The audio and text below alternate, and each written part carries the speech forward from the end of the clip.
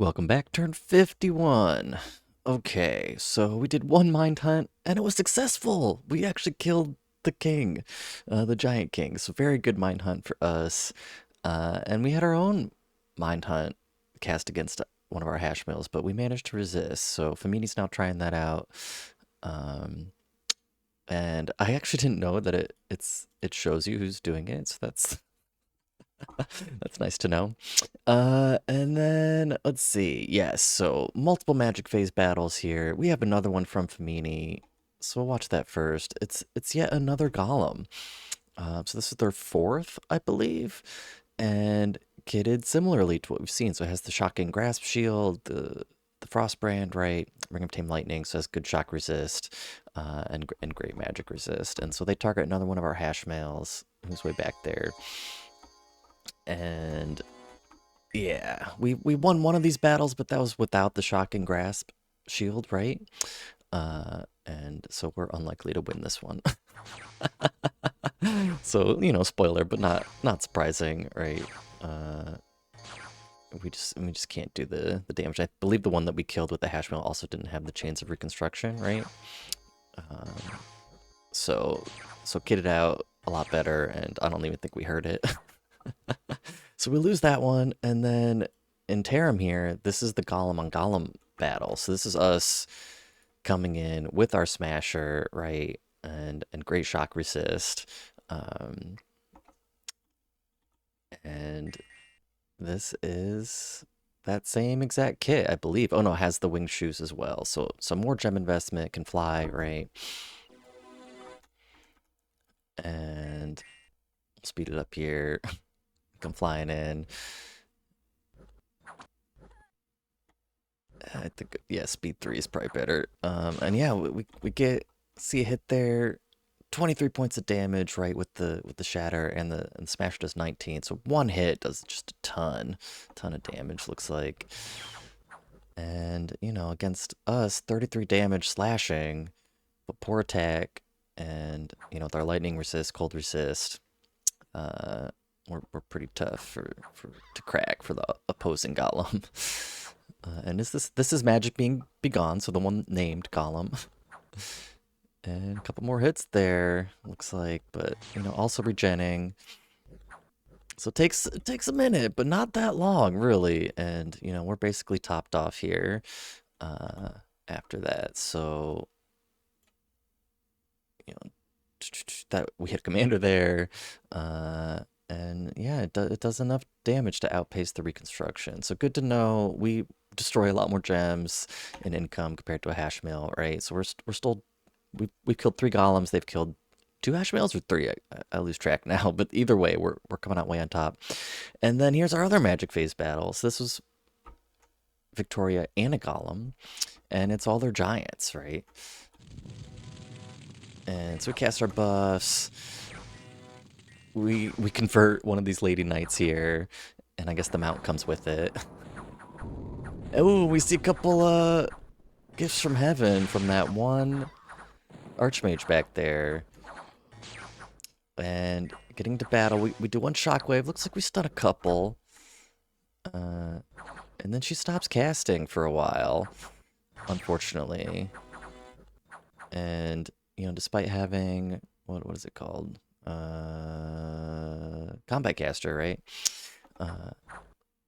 So it's been like 6-7 rounds since we got a shockwave off. Not great. And good to note that the golem here is far enough back that he's not spitting out mirror images, right? So you have to be relatively close. Someone should pop out here. Oh, that's one of ours that's running away that we enslaved, right? So should have placed these closer together. And Virtue's taking some hits. She's not casting spells, and she's not harassed down as much as you'd think. But she's still getting hit, and she is cursed, right? A couple more misses from Gifts of Heaven there. And without casting spells, she's not nearly as effective, right? With just this Dinky Frostbrand against the Giants. So she's killing one here and there, but I'm actually very shocked that she's not casting as many spells with that combat caster ability. And she dies. So she has Phoenix Fire, so she reappears. She has 51 fatigue, and she gets messed up. Weakened, chest wound, and a limp. And yeah, she doesn't have a ton of hit points, right? Not being in our Dominion, and now these wounds and whatnot. And I guess she loses the shield? I don't know what happened there. Some interesting developments. And then she casts Flame Eruption, Lightning Bolt. There's one more Shockwave finally. But not enough. She dies again. Without the shield's big loss. She appears way back here. She does kill the Archmage, so that's nice.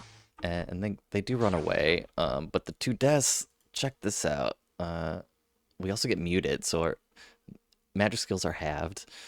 And she ends up with one more affliction somehow after the battle. So I'm not sure what happens there because the battle's over, right? She's not taking any damage. But when we look at her, she racks up another affliction. Maybe from being diseased. Oof. Yeah, so she's pretty messed up. But we win in the end. We kill the Archwizard. We don't kill the King of the Lost Tribe, and we kill 18 giants. We enslave 4. um, but not didn't go as well as we'd hoped. If she'd cast more of those shockwaves, and we had the Golem closer to spit out War Illusions, I think we would not have gone down in the first place and lost the shield. So I guess they broke a magic shield. I'm not sure how that even happens. If someone can enlighten in the comments if you're watching. And yeah, our spy has failed 3 turns in a row to infiltrate, which I looked up actually, and it's just a flat 50% chance. So there's no modifiers to that. And so we've just been unlucky infiltrating with our spy. And then we saw a bunch of battles. So it's been a long time since I actually looked at the turn, so I'm just gonna have to go to the map and we'll look at all these. Nothing terribly exciting outside the magic battles happened for us, like in our battles, but we did catch some big battles between Ulm and Andromania and Jomon's in there too, if you can catch them somewhere. Oh yeah, they took another throne, so same setup because they were fighting the same throne, except this time it has the Pretender chassis, so bunch of gems on this Netter of Kings here. All those snakes, and they don't, things don't just dissolve and run away instantly. But we've got the same setup here with these 4 Ryusians, right? They've got Howl, Storm, Wrathful Skies. And the Pretender, what does the Pretender cast? Nest of Salamanders, Fire Element, not a great use of all these gems, and then it's just moving into attack. We got Fallen Frost coming in as well. And the Netter gets pretty far in front. Makes it into melee. And I'm having trouble seeing my mouse in all the cold. Has great fire, decent cold resist, but no shock resist, right? And so already halfway down in terms of hit points. And if we look here, this Ryujin's got 10 fire resist. They both do. So they all, well, this one only has 5 fire resist. So these Drakes could do a little damage. Doing Shockwave, and then they run. So almost a disaster for Jomon, but they get the win and lose nothing. So very good for them. They got their second level 3 throne. And as far as events go, we had a bad event in Trensibor. We lost some population there. And Kratos, 500 gold, pretty significant, and destroyed crops and buildings. So the terrain has now changed in Kratos to marshlands, I guess. I'll have to take a look. Brigands set up in marshlands. We got some unrest. A heat wave, we'll take that in Walton. That's probably good for us with our cold skills. Vengeful Crone has cursed a few units. And Independence attacked in the Infamini's capital, which we ping again. They don't patrol, right? And yeah, we lose some scouts, unfortunately, due to patrolling, which is not surprising because the world is now at war, right? It's people in patrol. And yeah, let's take a look at the map. So we'll start with us. What else happened? So there was a second battle. So this is where the Golem magic phase in, kills our Hashmail, unfortunately, and then we had marched our Suicide Squad away with the intention of retreating into the vast province here, but the golem's already there, but we don't lose everything. We just lose troops. I don't think we really need to watch the battle. We just run away before the golem can make contact. Right? It's very slow. It does not have the air boots, and so we lose on the retreat. We lose a sage priest, unfortunately. I think that's it. The rest retreat. Some get to skip this. We're gonna take them to the vast. Some go back into Olear, which they do not patrol out of, and we're gonna take them into trackless ways. So this is where we magic phased, right? And we're just gonna get Victoria out of there. I stripped her of items in case they have yet another golem that can magic phase us, and in case she dies, right? Because here's that extra affliction. She got dementia as well somehow, which again there were some things that didn't really show up in the battle or kind of don't make sense. Like, how did that magic shield get destroyed when she died the first time? But none of her other items did. And then, yeah, where'd the dementia come from? But hey, very bad. But we can heal all these wounds, right? So we're taking her to Genemia here, and we're flying in our healer 3. So it'll take a couple turns to heal her up, and we have to get lucky even to do 3 at once. And she's also, got disease somehow, and so we're taking a sister in there. So hopefully in a turn or two we'll get virtue back. It's better than dying because she can lose a magic path permanently and or a dominion score. So it's still good in the end, or could have been worse, I suppose. And then for our golem that magic phased N1, we're gonna bring them just straight to trackless waste here to one, defend it, but then also be able to magic phase with the lab there. And then the other golem that we have here, I really, really want to magic phase onto this final golem that we can see. But I don't have a second Ring of Tame Lightning, and with just 10 shock resist on this golem, I don't trust that we won't get shocked and killed. Like, it could go, or paralyzed. It could go either way. Like, I'd rather not have this golem be able to do, attack us again. But for now, it can't magic phase. There was no lab here, so we're going to retreat our hash males into the vast province and wait until we can catch this guy out, I think, to deploy them again, because we didn't really have to raid with them to this point. I just kind of expected them to stop making so many golems, but that's how they view their route out of this. And so regardless, we're going to move this golem just to get away, but to another lab, and we are going to make another Ring of Tame Lightning, so we'll have 2 available. We have 2 smashers. We'll have 2 of these setups exactly to take on golems if we need to. And then we're still skirting around the capital for now because we don't have to rush. We didn't quite siege Midland down all the way. It's severely damaged. And oh yeah, I should show this battle. I forgot until just now. So check this out. So just some mages and casting protection from fire. And can you guess what comes next? Firestorm. So this lore mistress here is very kitted out in terms of gear and gems. So has a dragon helmet for extra fire resist, the dragon scale, which gives plus 15 by itself, aim of anti-magic, and bark skin, which has a malice, but still 30 fire resist, so totally immune to fire, 5 fire gems. The sorceresses don't have any gear, or they're just here to help buff. And so what did we have here? This was just kind of a mostly dinky force, except we brought in all these Grey Eagles, right, to siege down. And so Firestorm gets off before they fly into the back. So it's round 3, and here come the Grey Eagles, and even protected, there's just so many here, and I'm surprised they haven't killed them already. But soon enough, there they go. So round 5. So Firestorm lasts for what, 3 rounds, 2.5 rounds. But it does kill some of our mages, as we'll see, and so a pretty big gambit by the Femini player, and once they die we can't see their items, but I mean it's a lot of gems that they just lost for not much effect. So what, 5, 15, 20, 25, 30 gems plus 4 mages, and what did we lose? 3 mages. So and all our Great Eagles survive, which is kind of the main thing that we care about in this instance, at least. But they are willing to, to make big plays, and so we'll take one more turn. We'll storm Midland next time and probably march on Famini and be ready to come in the following turn with both all our siege strength that we can muster and one or two golems to help defend, and we'll have just our biggest communion yet, bunch of fire resist, etc., etc. And yeah, that's kind of our whole story. And then in terms of the world, we moved scouts around. We saw a lot of battles. We'll start here. Um, Kind of a modest force from Ulm, as we'll see in a minute. And check this out from Andromania. So we know they have a lot of gems to work with now. They have not dispelled their own Arcane Nexus yet, because, you know, they're fighting Ulm and Jomon. And look at all that fire.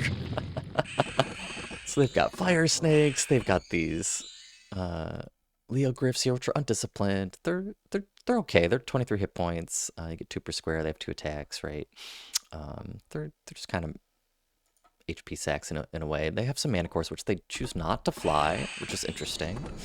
And a bunch of their troops, a ton of mages, right? And it dismantles Ulm pretty easily. And Ulm actually attacked into this. They didn't expect this force, right? Because they just kind of had their mages out in the open in the middle, and so maybe there was some magic phase nonsense we didn't see that resulted in this. But they go down very fast, and yeah, so pretty fun late game army we're seeing here, right? Lots of summons, lots of troops, lots of mages. It has some geared troops, right? But not a ton. Some death gems there. And so yeah, pretty big battle. But most of these losses were just wolves and rangers. Like nothing aside from, you know, the priests and the necromancer, but not a huge loss for Ulm. And Andromeda lost a bunch of fire snakes there. And then the other big battle, where is it? I think it was here because we lost a scout. So no. I'll find it. Maybe here because we lost a scout. Yeah. Okay. So okay. So I want to pause it here because look at this army from Ulm. Tons of rangers, and that volley goes off round 0, right? So, and then look at all these draconians. They have some sacreds, some line troops, some blockers, right? Even some villains here. I don't know how they got these villains. Maybe they're mercenaries, and then more blockers in the back. And just a little communion. Not a lot of mages, right? But Andromeda has a lot of mages, and they're all Phoenix powering up, so they're getting ready to do Falling Fires, I assume. But check this out. Wow! I've never seen anything like that.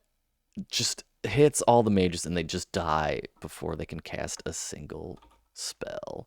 So that is nuts. I mean, look at all those mages that died. 1, 2, 3, 4, 5, 6, 7, 8, 9, 10, 11, 12, 13, 14, 15, 16, 17, 18, 19, 20, 22. I mean, 23. This is just insanity. So I would just be so depressed if I was Andromania. Like, oh my goodness gracious. So perfect targeting. They'll never set their mages this far forward ever again for as long as they play Dominions, right? I guess we should watch the rest of that. But let's see it again here. Just utterly oppressive and depressing. Like, we couldn't have even gotten off our divine blessing to get air shield off before that hit us, right? I mean, we'd be further back, but so you can guess how the rest of the battle goes. I mean, then the second wave of crossbows hit the mages again. So just unbelievable, luckily targeting, like, you know, from the rangers here. And you know, would Andromeda have won this battle without that? I don't know. They had a lot of mages about to cast Falling Fires. So, and they retreat. I mean, that's it. They just snipe the mages. And yeah, just insanity. So this is very bad for us, right? Because Andromeda is our buffer between Ulm and Jomon. And so if they go down quickly now, like, yeah, they have a lot of gems to work with, but that is a lot of their mages, and that's hard to get back. They're not that big. They don't have that many citadels or fortifications. So I don't know. They have this big army still, right? But a lot less mages. This was their more impressive army. Where'd we go? Like, 11 magi, 3 senators, an apprentice, and 13 of the magistrates. So just nuts. So 3 of the cap only ones, but unbelievable there. And I think that's the big battle to see. There's some rating and whatnot. If we just look, a little ping there, some rating there. So they break out of their cap circle, but I mean, Ulm's just gonna keep going now after that, and we'll see if they can deal with this army. So hopefully we'll catch some more battles. Jomon, we don't see it, but they start sieging Hamain, so I'm gonna bring a scout there. Um, and so they're committing a little less aggressively, it looks like, but they could attack in this way as well. Um, and yeah, so the global stage continues to develop. We still have the same globals up, right? They're definitely not going to dispel their own arcane nexus now. Like, I don't know why they even considered it. They were trying to make some peace, but it's not going to happen for them. So yeah, is Arcos Valley also going to attack? Are they going to try to attack someone else while their flanks are exposed? We shall see. Hope you join me. Imagine that. Welcome in turn 52. We completed our research in time stop. I'm pretty excited to cast the spell in battle because I've never actually seen it before. We got a third golem. I just wanted to make sure we had plenty of magic phase available to us. We were mentally attacked again, one of our hash males, but we managed to resist, and now our hash males are hiding in the vast province. Jomon here got their profit back, right? They used a Ryujin, one of those underwater mages. And we finally were successful with our infiltration of Femini. So we can look at the graphs. And not too many battles, but in Midland here, Femini marches out again. And they had that huge army here. So I'm kind of surprised they waited this long. But I did not expect this. I thought they would have moved this back to their capital. And so we have Great Eagles here sieging, right? They fly in. I think we land on at least one mage back here. But that's a lot of troops, and we don't have mage firepower. We were just sieging it down after we killed that, Firestorm little gambit. I figured they didn't have anything else here, so mistake on my part. Maybe a little reckless, and we block with our blockers here, which we have, and very good astral fires. Looks like they cast Light of the Northern Star, so they're lighting us up, and we route pretty fast. So probably HP route there, or we just know we're gonna lose. But we didn't have anything to really kill those knights, so we're gonna take the loss on this battle. And what's the damage? It's not bad. We don't lose any commanders, right? But we do lose a lot of Great Eagles, so we haven't had the best luck keeping them alive. But that's probably just recklessness. And then yeah, a ton of defenders, but that's not a big deal. They're only 9 gold pop. We can't get them super fast in any one fort, but we have so many forts, and we still end up killing a sorceress, a savant, a commander, a few knights, and our buying power is of course much bigger in the long run than Femini, but they knock us off the siege. So we've only gotten 1 fort so far. We ping the capital again. They're still not patrolling. And then in Star Peaks, we have our little army here, and we totally have the capital surrounded now. We catch a few more battles. Unfortunately, nothing quite as exciting as last turn. A few events for us. Villains try to seize the province in Jira, and they are successful. So we'll have to take that back. No problem. In Delphine here, more census records have been lost. In a conflag...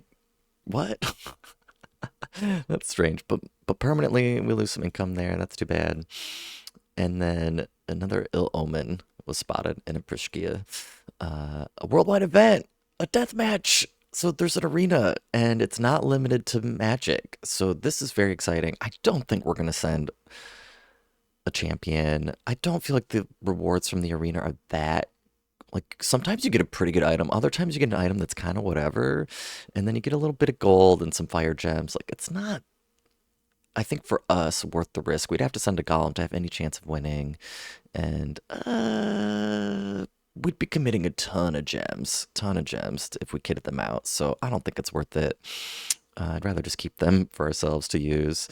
And yeah, we're gonna patrol here. Hopefully, this will be the last heretic that is in our lands. And yeah, we'll take a look at the map. So they knock us off Midland. They have a bunch of Lady Knights, and I'm surprised they didn't go into communion here. If we look again, uh, they cast the Battlefield Y, Light of the Northern Star, and then a bunch of Power of the Spheres. So they don't have any more gems except to cast those. They really wanted to have 4 Astral on their sorceresses, but I'm surprised they just didn't go in communion. They had a good amount of savants that they could have communioned with instead. They chose to spend more gems. It's interesting. We haven't seen them do a communion at all. I don't know if they're anti-communion or they're saving it or what.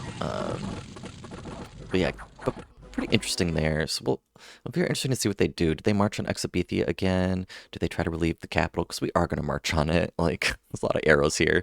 But we're coming in with everything we've got. They haven't patrolled yet. I mean, this could be the turn they do. We're bringing in a Golem in front. He's anti-Golem, like insurance in some ways, but also he'll just tank. Like nothing is going to damage him, even if they bring in an army of Lady Knights, right? So he'll take the brunt of the attack while our mages, I'm not committing any gems because I feel like it's just going to be the PD and I don't want to waste it. And so we're just going to enslave mind with our communion, basically, cast some buffs and whatnot. And, if we just see this PD, like this will die very, very, very, very fast. So maybe we'll get some extra siege strength out of it. And then the following turn, we'll be ready for anything. We'll commit a lot of gems and just have our giant time stop communion for anything they throw at us. And we'll have at least one Golem there to be anti-Golem, which we see their Golem retreated, right, from the Wood of Many Paths. So we might expect that at some point, but we're keeping our hash mails hidden for the time being. And we're going to have 2 Golems in labs that can magic phase and hopefully take anything out that they throw at us. And then we're bringing in our Pale Ones, who will come the following turn, right, to siege. And that's 722 siege strength. We've got some more Grey Eagles still. We're getting more, of course, that we can fly in. And in a big communion, they'll have so many buffs that they should survive. Like, if we had a big communion and 33 Grey Eagles, like, if they had Iron Skin, Fire Resist, MR resist, etc. Like, they should be pretty tanky. And so we want to take the capital. That's where all their gems are left, right? Because if we look at the graphs here, which we finally get to see, we've steadily been better, but not that much better in terms of our land, right? I mean, that's pretty significant. But this is when the war started, right? Or they attacked a little bit first, right? And that was our little dip, their little boost here, and then yeah, they've got almost nothing left. Fort wise, though, Atlantis took a fort, we took a fort, right? So they're down 2. And I do wish that Ilwinter put like a turn timer at least at the bottom, if not numbers on the sides here. That would be very helpful. And then income, as you can expect, we've skyrocketed while they've plummeted. And then we don't get to see magic. We would have to have magic on our spy of some kind to see gem income and research, and priest levels of some kind to see dominion. But we can see army size, and there have been some spikes for us, right? We've lost some big battles.